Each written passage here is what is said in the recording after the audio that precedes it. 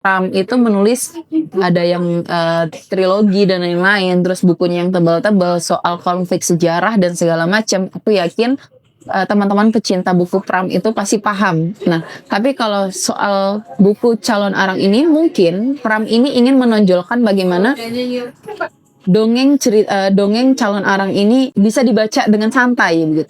Nah, meskipun buku ini tipis, ini tidak menghilangkan bagaimana cerita Calon Arang itu sangat mistis di wilayah Jawa Bali.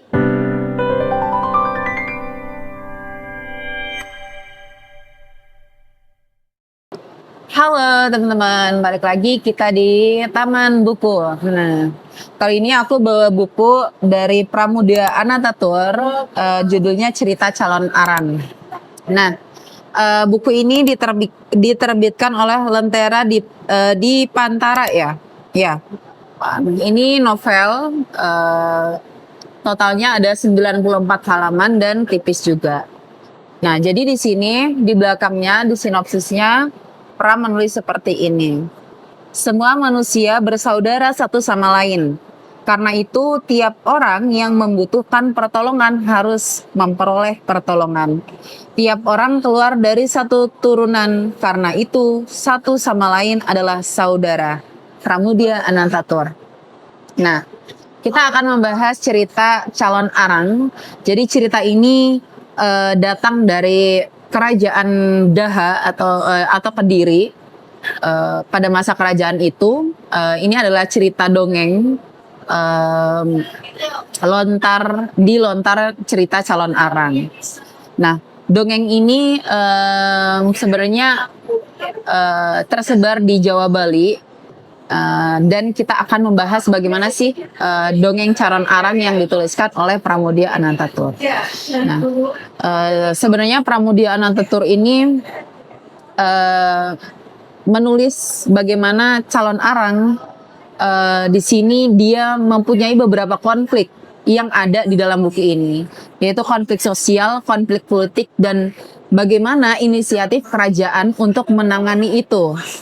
Nah, di sini Calon Arang digambarkan sebagai seorang pedukun mungkin ya, kalau kita ngomongin sekarang dukun, yang dia ini mempunyai ilmu hitam yang sangat sakti begitu. Nah, sebenarnya untuk dari segi sosial ini si Calon Arang dia ini marah terhadap sosial karena anaknya ini nggak kunjung-kunjung dinikahin sama orang-orang gitu, sama salah satu pemuda lah seenggaknya.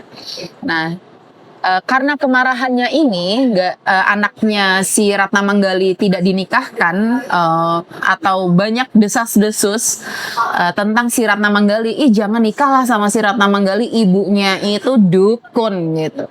Nah, akhirnya itu membuat Calon Arang ini semakin marah, emosi lah dia. Akhirnya dari konflik sosial ini yang hanya sebagai desas-desus, akhirnya muncullah konflik politik di mana si Calon Arang ini akhirnya melakukan suatu ritual dengan murid-muridnya, melakukan ritual untuk membuat teluh kepada masyarakat di kerajaan Daha. Nah, kenapa dia buat teluh kayak gini? Karena dia sakit hati, coy. Dia sakit hati. Anaknya ini dikata-katain gitu ya. Ya sebagai insting seorang ibu, dan terutama dia adalah seorang janda gitu ya. Dia nggak mau anak semata wayangnya ini dikata-katain gitu. Akhirnya dia buatlah teluh. Dia melakukan ritual sama murid-muridnya. Dia melakukan ritual, setelah dia melakukan ritual akhirnya banyaklah korban berjatuhan secara massal. Nah, dari sini sebenarnya Raja Erlangga pada saat itu berinisiatif gitu ya. Dia memikirkan bagaimana ceritanya kita bisa menurunkan konflik ini gitu, menghilangkan konflik ini. Nah, Calon Arang nggak habis pikir aja, dia akan terus-menerus membuat teluh kepada orang-orang yang emang annoying gitu ya kalau bahasa kita sekarang. Akhirnya Raja Erlangga memikirkan, oke, kayaknya aku harus membuat suatu strategi nih. Dia memutuskan Empu Barada kalau nggak salah. Ya, Empu Baradah namanya. Empu Baradah, yang mana Empu Baradah ini memutuskan muridnya namanya Empu Bahula untuk menikahi putrinya, itu Ratna Manggali. Akhirnya dinikahilah si Ratna Manggali. Nah, karena sudah dinikahi, akhirnya calon arang ini agak calming down. Tapi dia nggak sampai situ, dia tetap aja marah gitu loh. Tetap aja dia sebagai ibu yang marah gitu, ibu yang pemarah. Akhirnya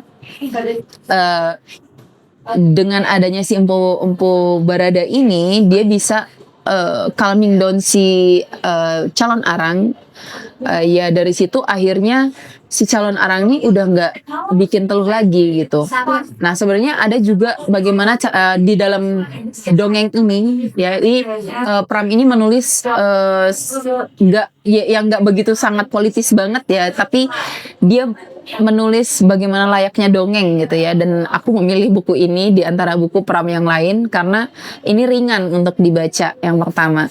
Terus selain itu Pram juga kalau menulis buku tentang calon arang ini kan, kalau pada umumnya Pram itu menulis ada yang trilogi dan lain-lain, terus bukunya yang tebal-tebal soal konflik sejarah dan segala macam. Aku yakin teman-teman pecinta buku Pram itu pasti paham. Nah, tapi kalau soal buku calon arang ini, mungkin Pram ini ingin menonjolkan bagaimana dongeng calon arang ini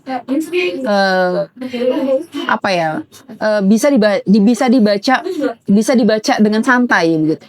Nah, meskipun buku ini tipis, ini tidak menghilangkan bagaimana cerita calon arang itu sangat mistis di wilayah Jawa Bali gitu.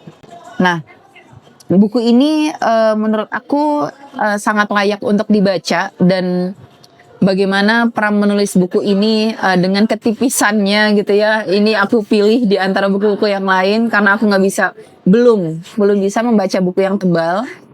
Dan bagaimana tiap tokohnya itu ditonjolkan pada sisi yang menurut aku oke nih gitu. Jadi calon arang diposisikan bagaimana dia adalah seorang ibu yang murka gitu terhadap apa yang terjadi gitu. Terus bagaimana Raja Erlangga memutuskan strategi untuk meredakan konflik gitu kan, yang mana akhirnya ujung-ujungnya Raja Erlangga ini akhirnya kerajaan ini pecah karena satu dua hal, untuk membagikan kerajaan kepada anaknya gitu ya. Tapi terlepas dari bagaimana calon arang itu, ada kontribusi dongeng calon arang dan Empu Barada dalam pemisahan kerajaan Daha dan kerajaan Kediri.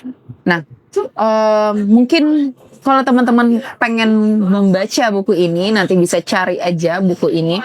Ini ringan dan dongeng banget ceritanya, tapi bukan yang dongeng untuk tidur gitu ya. Jadi ini untuk teman-teman yang 15 atau 13 plus udah masuk, dan tidak ada unsur-unsur seksis atau sarkas atau bagaimanapun itu.